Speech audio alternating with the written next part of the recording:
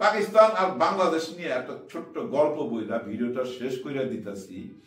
দুই বাঘের মধ্যে না প্রচন্ড ঝগড়া হয় এবং বিবাদ হয়। এই বিবাদ বহুদিন যাবৎ টিকা থাকে এবং ওই বাঘ দুইটার না বাচ্চা কাচ্চাও হয়ে গেছে। ওরাও না বাবাকে বলে যে বাবা তোমাদের মধ্যে ঝগড়া কিসের, কোনো উত্তর দেয় না।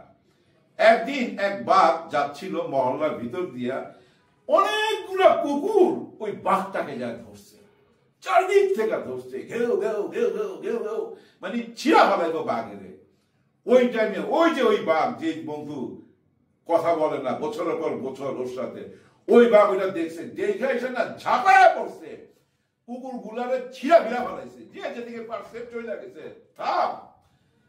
তখন বাচ্চারা জিজ্ঞেস করতেছে যে বাবা তোমার না দুশ্মন, সে তোমাদের বন্ধুত্ব নষ্ট হয়ে গেছে, আবার আজকে তার জন্য মারামারি করলা কুকুরের সঙ্গে। আরে বাবা শোন, আমাদের বন্ধুত্ব এত কমজন না যে কুকুর এইসব ফায়দা দুইটা যাবে। আমাদের বন্ধুত্ব এত কমজন না যে কুকুর এইসব ফায়দা দুইটা যাবে। বাঘ তো বাঘই হয়।